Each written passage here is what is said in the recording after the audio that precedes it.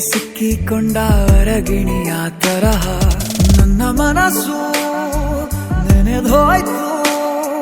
ಸಂತೆಯಲ್ಲಿ ತಪ್ಪಿ ಹೋದ ಮಗು ತರಹ ಮನಸ್ಸು ಕಂಡ ಕ್ಷಣವೇ ಕಳೆದೋಯ್ತು.